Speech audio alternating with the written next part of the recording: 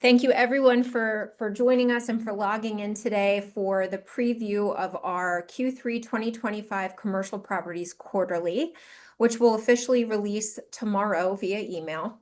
I'm Rachel Ammon, the Director of Marketing and Communications for King of Prussia District. I'm serving as your moderator today. And to begin, we are going to provide a general overview of Upper Merion Township, then dive into key findings from the commercial report. Before then, we take a deeper look at the life sciences industry in Upper Merion Township. And then we will close it out with questions, which you are welcome to enter into the chat at any time. And just a quick note for everyone, we are recording this webinar today, and we will be uploading it to our YouTube channel tomorrow, and then we will include a link to view it in tomorrow's Commercial Properties email. So if you'd like to share it, you will be able to do so. Joining us today are Chi Gool, King of Prussia District's Manager of Research and Data Analytics, Eric Goldstein, President and CEO of King of Prussia District, and our special guest speaker today, Christopher Molyneux, President and CEO of Life Sciences today. And now I'd like to turn things over to Eric to get us started with the community overview of Upper Merion Township. Great. Good afternoon, everybody. Thank you so much for joining us today. So King of Prussia is the economic heart of Montgomery County. And this community has some extremely impressive numbers when it comes to the size of its overall commercial operations, the number of employees that work here, and the number of visitors the community sees in and out every year. Upper Merion Township is the third largest employment center in the greater Philadelphia region, behind only Center City and University City in Philadelphia County. This community has over 65,000 employees. And its commercial property inventory, which includes office, industrial, hospitality, retail, medical, and life sciences properties, is more than 28 million square feet. And since our organization was formed back in 2010, there has been more than $9 billion invested into development projects and in real estate transactions in Upper Merion Township. King of Prussia, and I apologize, sometimes I use Upper Merion Township and King of Prussia interchangeably, a habit, bad habit maybe. But King of Prussia has also experienced explosive residential growth in the past 10 years. More than 4,000 housing units were constructed here since 2015, bringing the residential population to approximately 36,000 from less than 29,000 about 15 years ago. Next slide, please.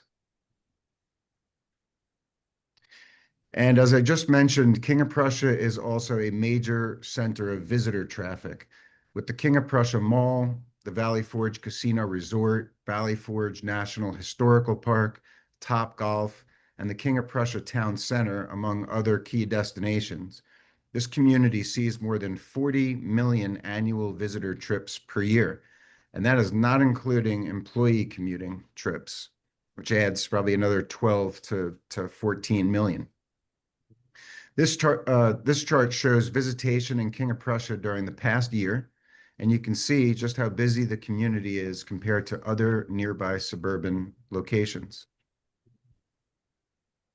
This slide shows how well employee trips have recovered since the pandemic. The township now has almost 12 million employee trips annually. The overall employment picture also speaks to the regional nature of employment in King of Prussia and the accessible nature of this community, being at the confluence of southeastern Pennsylvania's most heavily traveled highways. More than a quarter of all commutes to King of Prussia are from distances over 25 miles, and almost 3/4 of the trips are over 10 miles. In terms of location, the largest inflow of employment comes from Philadelphia County at 14%. Many of these jobs are in the retail, hospitality, manufacturing, warehousing, and other service type industries. So that is the overall picture of our commercial market here in King of Prussia.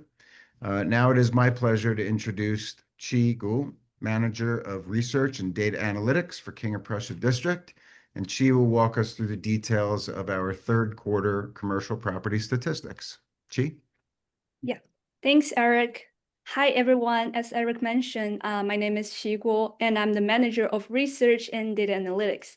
So one of our key publications is the Quarterly Commercial Report, which focuses on the commercial real estate market quarterly updates. So while Eric gave us the big picture of the King of Prussia, I would like to dive into the commercial real estate market and walk through some key indicators by category.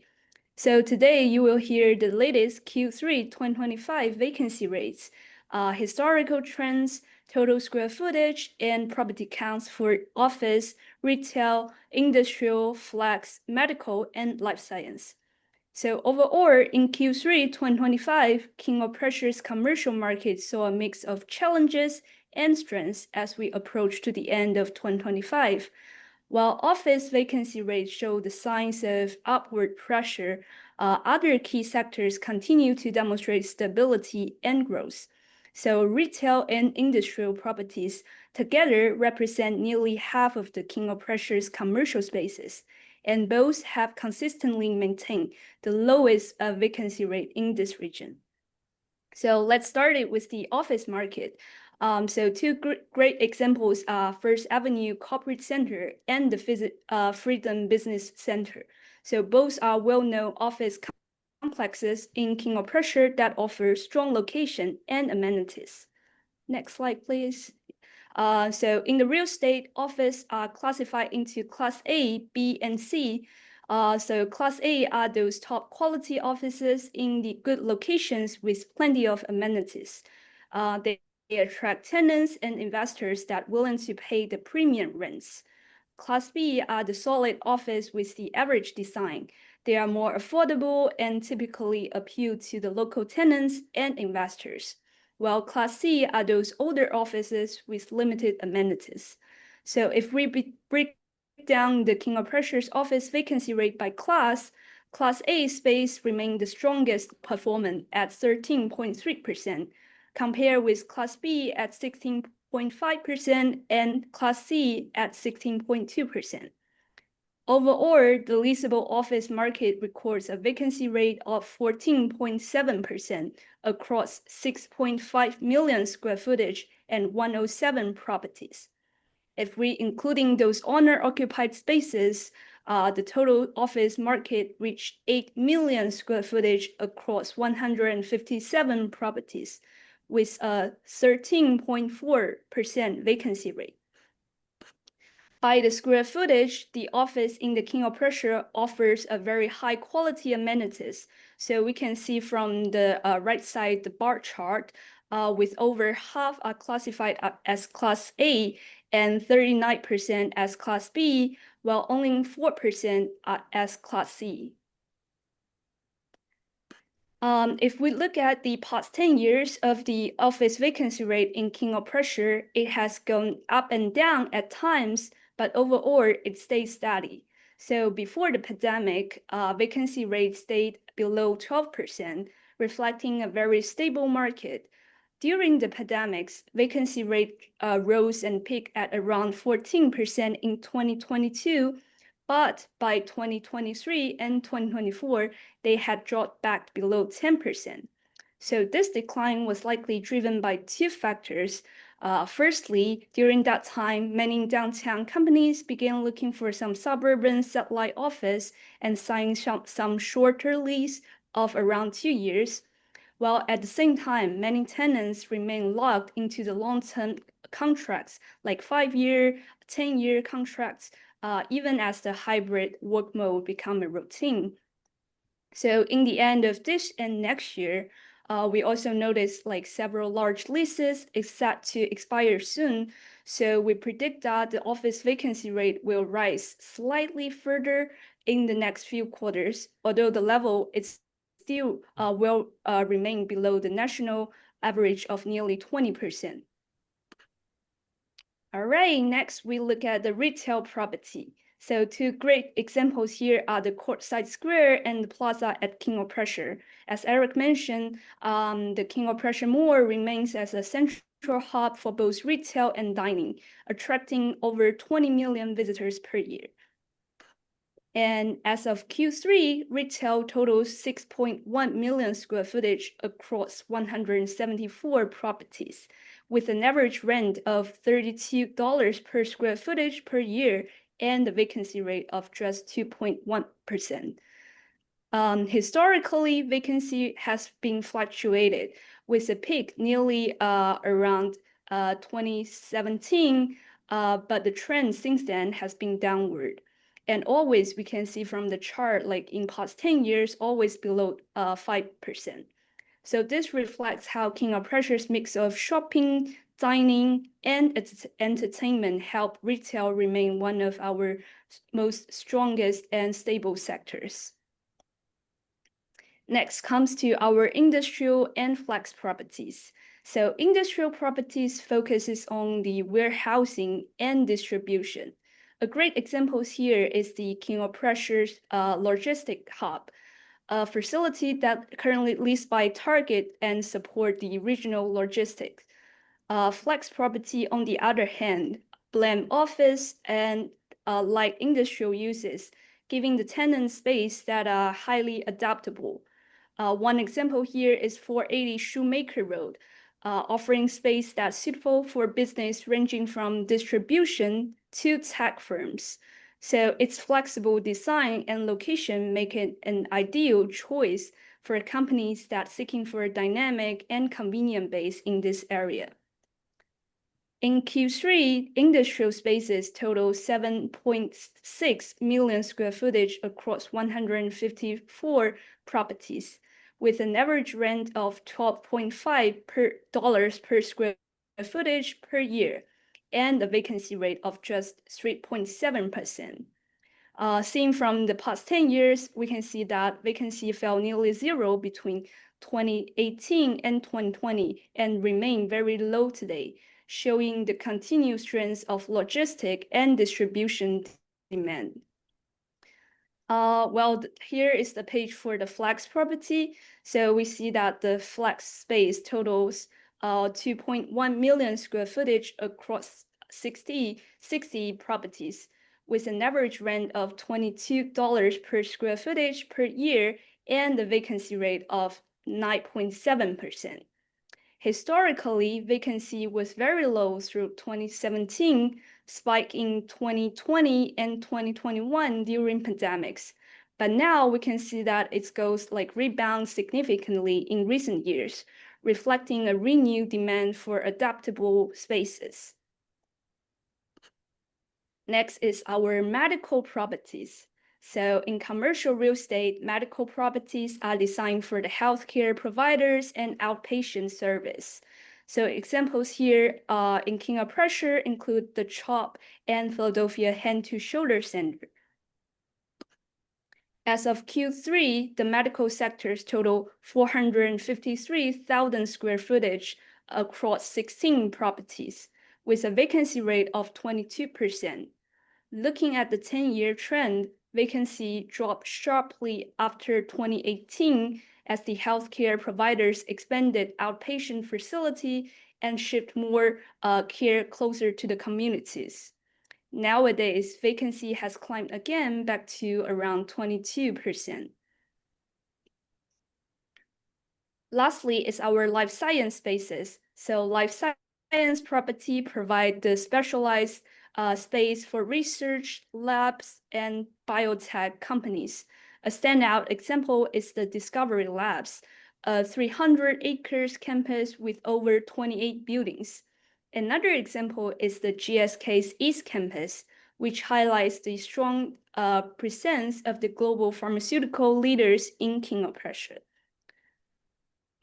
The life science sector in King of Prussia includes 2.3 million square footage across 17 properties, with an average rent of 43.9 per square footage per year and a vacancy rate of 10.3%. According to CBRE's Philadelphia Life Science Figures report from Q2, the King of Prussia Valley Forge submarket leads the region with 2.8 million square footage of life science spaces. representing almost half of the total suburban inventory. And now, to give us a broader perspective on the life science industry's impact and further directions, I'm excited to welcome our guest speaker, Chris Molyneux, President and CEO of Life Science PA. Thank you, Shi, and thank you, Rachel and Eric, for inviting me today. And welcome to our guests. I'm going to drill down a little bit further into the specifics of the life sciences industry. First, an overview of the presence across the Commonwealth of Pennsylvania, and then second, a little deeper into the presence in the King of Prussia, Upper Merion Township region. But first, just a quick slide about who we are. The organization I have the privilege to lead is called Life Sciences Pennsylvania. We are the statewide trade association that represents the entire life sciences community that calls Pennsylvania home. So as a trade association, we're a member-based organization, and it shows there are 881 member organizations. And it's important to note that we're not geographically bound. So many of our member companies are actually based outside of Pennsylvania, but they have a business or public policy interest in Pennsylvania. We are completely independent. We're a not-for-profit 501c6 advocacy organization. That's an important point because sometimes there's confusion about whether or not we are a quasi-governmental agency. We are not. We are completely independent. We're governed by our own board of directors. We have a staff of 16 full-time employees. And we are funded by our member organizations through their dues and through sponsorships of various types. So we are completely independent. There's also sometimes confusion about our relationship at the national level. So Rachel, if you can go back to that previous slide, we are the state partners of bio and pharma, the two national trades for the bioscience industry. We're also the state partner for AdvaMed and MDMA, which represent the medical device and diagnostics industry, and also ACRO, which is the association that represents clinical research organizations. So those are organizations that do outsourced research and development work for large pharma companies and large medical device and diagnostics companies. So on to the next slide. This next slide is also very important, just to level set what we're talking about, because there are a lot of different definitions of the life sciences. So as she described, two of the real estate properties in the life sciences in the King of Prussia region, there are also agricultural biotech companies across Pennsylvania, biofuels, digital health companies, a lot of different types of companies that call themselves life sciences, which is completely appropriate, but that's not how we define the life sciences. So when we talk about the life sciences, it's really that left-hand column. It's the research institutions, it's the startup biotech companies, startup medical device companies, global names that you would recognize, household names like GlaxoSmithKline, CSL Behring, which is another King of Prussia based company, Johnson & Johnson, Merck, Pfizer, all the way down to startup companies you've never heard of, and you will never hear of because they're usually acquired or they go out of business before they ever hit the front pages. But this is how we define the life sciences. These are organizations investing in human health life sciences to address unmet medical needs. Now, if you go to the next slide and look across the Commonwealth of Pennsylvania, this is the full picture and a heat map of what the life sciences community or life sciences ecosystem across Pennsylvania looks like. We like to use that high school biology metaphor of an ecosystem where every piece really lives and thrives off of the other pieces of the ecosystem. So across Pennsylvania, there are more than 3,000 life sciences establishments, and that's a growth of just about 17% from 2015. And it's important to note that more than 60% of those companies are organizations with fewer than 10 employees. So if you're an optimist, which you really have to be in our field, it's cause for optimism. Alive, the industry is alive and well. Entrepreneurialism is thriving in Pennsylvania, but it's also a caution that it's a very fragile industry. So the role of the trade association is to help create an environment for those very high-risk organizations to actually succeed. You can see on the left-hand list, those are really the clusters, the heaviest concentration of companies in the life sciences, Philadelphia being the heaviest. And there are a lot of reasons for that, dating back historically to the Philadelphia College of Pharmacy. But Pittsburgh has been growing rapidly, primarily in medical devices and artificial intelligence driven health, but also in pharma and biotech. The Lehigh Valley, the Scranton area, Harrisburg, even up in the upper left-hand corner in Erie, there is a cluster of life sciences companies. So what does this mean from an economic impact? If you go to the next slide, these are the life sciences in Pennsylvania by the numbers, if you will. So it's just a little more than 101,000, 102,000 direct employment. And in addition to the direct employment, there is a multiplier effect of about 4 jobs for every direct job in the life sciences. So the industry around the industry. And this includes manufacturers, it includes law firms, accounting firms, marketing firms, really all the service organizations that support the life sciences community. It's another 4 jobs. So it's a rough estimate. About 500,000 Pennsylvanians are either directly or indirectly involved in life sciences work. I mentioned the 3,000 establishments. The average annual wage of 147,000, that's more than twice the average annual wage across all industries in the United States. NIH funding, NIH stands for the National Institutes of Health. The National Institutes of Health is a federal government agency that provides seed capital, earliest stage capital for a startup idea. So it's really not for a startup company necessarily. That funding has to be for a really new, novel, innovative technology. And Pennsylvania receives over $2 billion in NIH funding each year. 2 of our universities, the University of Pennsylvania and the University of Pittsburgh, are among the top 5 in the United States in terms of NIH grant recipients. Roughly 3.7 billion in venture capital investments between 2019 and 21.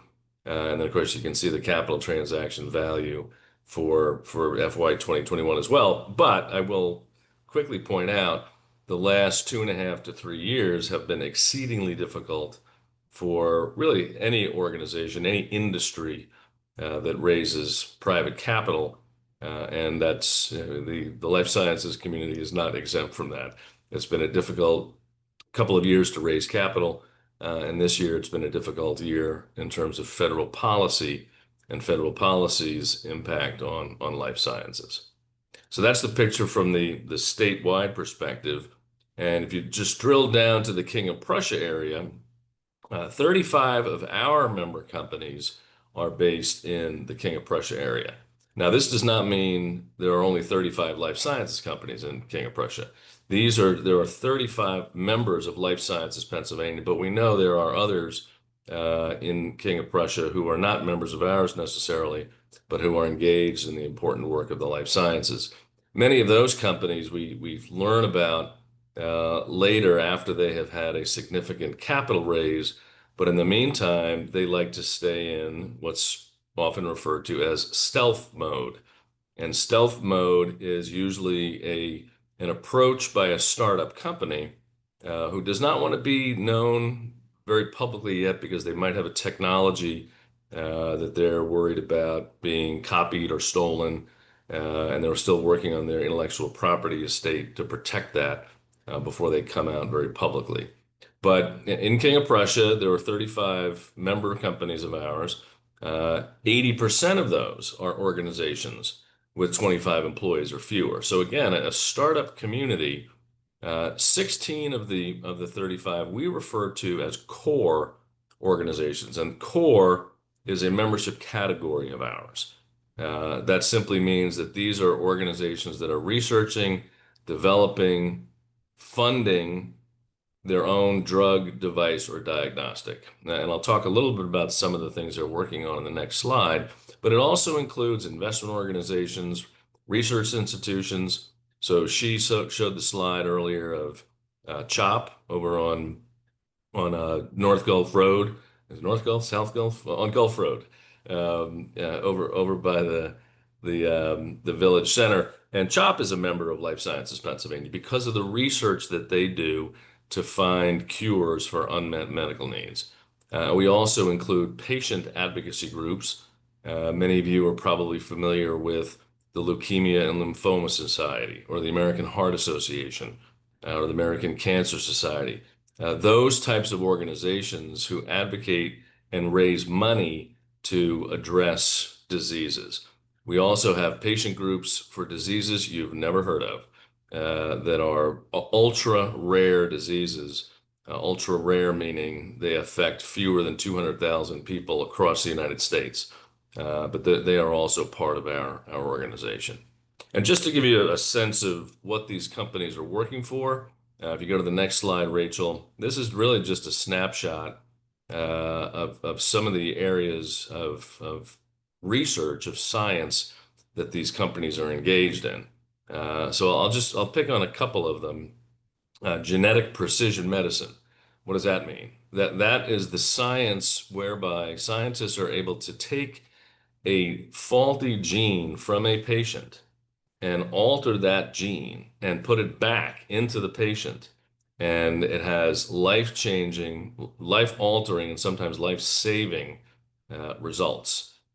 We featured a patient, a CHOP patient, at our annual conference just 2 weeks ago, who was the first patient in the world to be treated with a certain type of gene editing medicine. And this is a 1-year-old, an infant, literally a 1-year-old, who was diagnosed at birth with a very rare disease that was not allowing him to process urea. And the standard of care for him would be a liver transplant. So imagine that, a liver transplant on a newborn, and the chance of success for that baby. But instead, doctors at CHOP were able to identify the faulty gene, remove the faulty gene from the patient, from the baby, and the baby is doing well. And I had the privilege of holding the baby at our conference 2 weeks ago, and I can assure you there wasn't a dry eye in the room. Gene therapy, and it says and oncology. That could also be gene therapy in oncology. A lot of the similar techniques. Neuromuscular diseases. We've got global pharmaceutical companies. She mentioned GSK and the Discovery Labs, and I mentioned CSL Behring. CSL Behring is right on First Avenue with several thousand employees. It is their U.S. headquarters based in King of Prussia, also a very large global pharma company. So again, not to avoid getting too technical or scientific in any of these categories, you can see that there are many different scientific pursuits of our member companies, whether they're at the global pharmaceutical company size or just a startup company where you have 2 or 3 employees working on something deeply scientific to address an unmet medical need. Because as we often remind our scientists and our member companies, there are still thousands of diseases affecting millions of patients around the world who are waiting for our scientists to succeed. So that's a snapshot of the industry in Pennsylvania and also specifically in King of Prussia. So again, Rachel, Eric, thank you for the opportunity to provide the overview. Thank you. Thank you so much, Chris. And I just want to share with everybody that I just shared in the chat box the story about baby KJ, who was treated at CHOP, who you mentioned, Chris. That was shared with us by someone from CHOP. So thank you for Thank you for sharing that story and for sharing more about the life sciences industry across Pennsylvania and then also here in King of Prussia. We are now going to enter into the Q&A portion of our webinar. If you have any questions, please enter them in the chat now. We do have a few questions that were sent in prior to the webinar that I can throw out there for our panelists to answer right now. Let's start with this very matter-of-fact question here. What is the aggregate commercial vacancy rate in Upper Merion Township? And I guess that would be a question for you, Chi, or... Yeah, I can answer that. Yeah, so as for the Q3, our overall aggregate commercial vacancy rate in Upper Merion Township is 7%. So thinking about our retail and industrial, like almost count for half of our commercial spaces with very low vacancy rate of like retail is like 2.1% and industrial is like 3.7% vacancy rate. So even we have a little bit higher vacancy rate in the office spaces, we still get this very good numbers in the aggregate vacancy rate of 7%. Okay, thank you. Another question that was submitted in advance, how do our vacancy rates in King of Prussia perform compared to those in downtown Philadelphia? Yeah, I can also answer that questions. So I have some data from the Center City District. They report they haven't had the Q3 vacancy rate available yet, but they do have like Q2 vacancy rate. So they report an office vacancy rate at 20.8% vacancy rate. So compared to us, amount around like 13%. So I still feel like we are pretty competitive in the office spaces. And also, besides the downtown Philadelphia, like some surrounding suburban office vacancy rate, we still did a great job. So Conshohocken, their office vacancy rate is around 15% in Q3, and Paoli is around like 16%. And Radnor is around like 11%. So I think like not compared to downtown Philadelphia, we're still doing a great job like comparing with the surrounding suburban municipalities. Okay, great. I have a couple questions here submitted for Chris.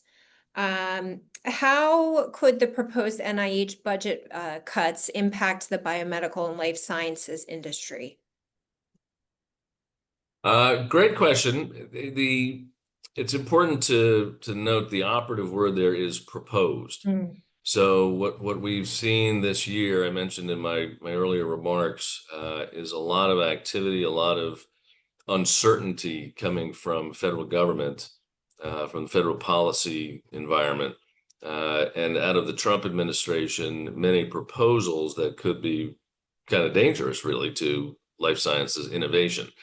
As I mentioned, the NIH funding really funds the earliest stage innovation going on within companies, and that leads to long-term innovation, and that leads to long-term success for patients in medical care. So if the cuts that are proposed by the Trump administration, up to 40% cuts, by the way, if those were instituted, that would have a chilling effect on innovation because the scientists simply would not be able to pursue those medical advances. Now, having said that, we're encouraged to see what's happened in the U.S. House of Representatives, where a couple of weeks ago, the Appropriations Committee of the U.S. House passed a bill that would fund the NIH to its full level of the 2025 fiscal year. So basically bringing that funding to where it currently stands. And there really just is no appetite in either the House or the Senate to make the cuts that are proposed by President Trump's administration. Now, of course, with that all in mind, and the government is now shut down, that's all still under a cloud of uncertainty.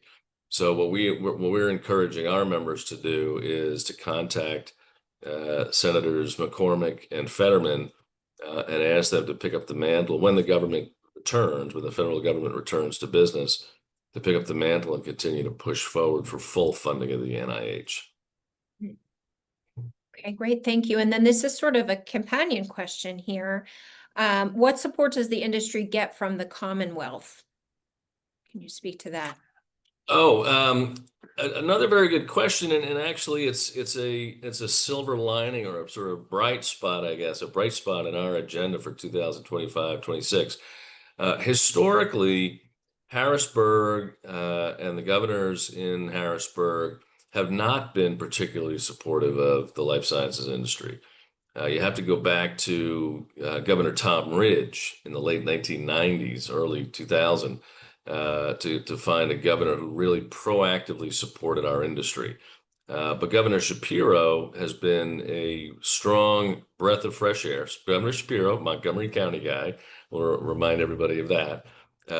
He has proposed in his budget a $50 million fund that would help advance innovation, $30 million of which is specific to the life sciences. Now, that's on top of existing programs. So we already have what are referred to as the life sciences greenhouses, which are investment arms of the government to help startups. We have the Ben Franklin Technology Partners, also seed capital for startup companies, Keystone Innovation Zones, Keystone Opportunity Zones, a research and development tax credit. So when you stack all that up and add a $50 million proposal, innovation fund proposal that Governor Shapiro has put forward, it's well over $100 million when you add those dollars up. Now, not unlike what's happening at the federal level, there's a stalemate in Harrisburg. So that budget, which is now more than 3 months overdue, although optimistic and favorable for our industry, still hasn't happened. Okay, thank you. My next question is also for you, Chris, and this feels like one that was submitted on behalf of a King of Prussia district employee, but I don't know. Why did Life Sciences PA choose King of Prussia as their headquarters here? Wasn't me. Because it's 10 minutes from my house. No, I'm kidding. I'm totally kidding. No, actually, if you look at I'll call you back to the heat map, maybe. We don't have to go back to that slide, Rachel. But if you recall the heat map, you may recognize that right in the middle of that lower right-hand cluster, the southeastern Pennsylvania cluster, right smack in the middle of that is King of Prussia. And our CEOs, our middle management, our rank and file employees from all of our companies all live within very close driving to King of Prussia and to our offices. So as the trade association for the industry, it was very important for us to be centrally located for our membership and easily accessible for our membership. Now, when she showed the pictures of the GSK building and the Discovery Labs building, she did not mention that that's where our headquarters is located. So we are in that Discovery Labs building. I believe it's a 1 million square foot building, and we occupy about 7,300 square feet of it. So we're just a little sliver in that building, but it's important for us to be that close to the center of gravity of our member companies. Thank you. This is a question likely for Chi. What is the predicted trend of vacancy rates for Upper Merion Township commercial properties over the next few quarters? Yeah, so as we seeing from this quarter, so our and also the historical trends, we can see that probably for the office vacancy rate is going to rise a little bit in the next few quarters, as we seeing and notice a lot of the largest leases in King of Prussia office building is going to expire in this end of this and next year's.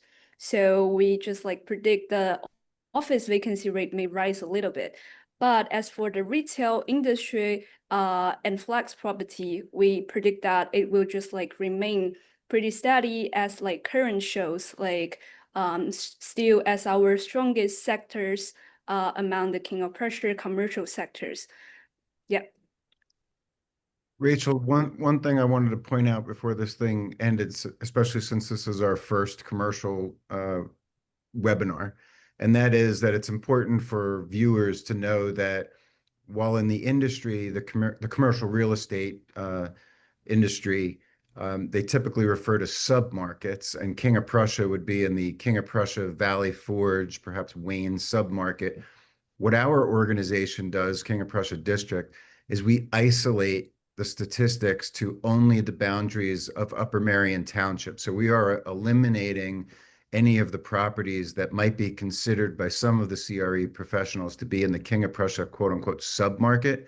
We're isolating that all to Upper Merion Township. So all of these numbers that we're reporting on today and that we've reported on for the last 15 years and will report on in the future are isolated numbers to the actual performance of only Upper Merion Township.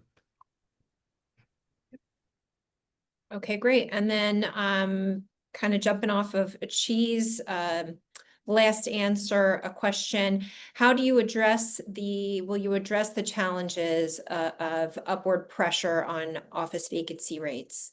Yeah, I think that's a very good question. So we see that in some downtown and center city district, they are like converting the office spaces into some residential spaces, but we are like suburban areas and that's not our case.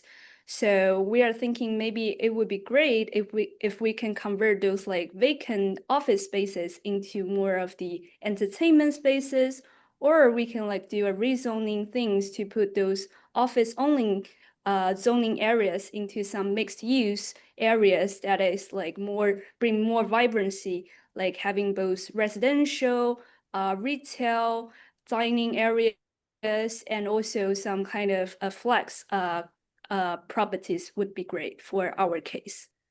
Yeah, great example of that. And the follow-up is that we have two primary corporate parks in Upper Merion Township. We have Moore Park, which is where the casino and Top Golf is located, if people are familiar with that. And then we have Renaissance Corporate Park, which is down where Chris's office is and GSK, the Discovery Labs, but also all of the industrial and flex buildings of the Renaissance Corporate Park proper. The vacancy rates are quite different in those two. So what we see is that in Moore Park, where it's a true mixed use development that has a lot of entertainment and hotel and office and flex and industrial and residential, the vacancy rate is significantly lower than what we're seeing in a place like Renaissance Corporate Park, which is your more traditional corporate park. So the challenge of upward pressure there is to work with the township to try to, proactively get on top of that so we can make sure that the zoning reflects the development patterns of the future and that we're trying to limit the damage that might be caused by either pre-pandemic leases that are expiring or companies that are scaling back or properties that just quite frankly don't meet today's development demands. Okay, wonderful. With that, I'd like to thank you all again for attending. Thank you, Chris, Eric, and Chi. As Eric mentioned, this is our first webinar that we're hosting to share insights from our commercial quarterly. We hope to continue this moving forward. As a reminder, this will be uploaded to YouTube and shared in our commercial report blast tomorrow. So look for that. And if you love the data and you can access it anytime via the data dashboard, which is always on our website and updated quite regularly, you'll see that we have a variety of different reports that Chi has made available here to the public at any time. So please go on to visitkop.com to access that tool. And don't forget to subscribe to our emails so that you can receive these insights directly into your inbox. This concludes the webinar. I hope everyone has a wonderful day. Thank you again for joining us, and we'll see you soon. Take care. Thank you, everyone. Thank you.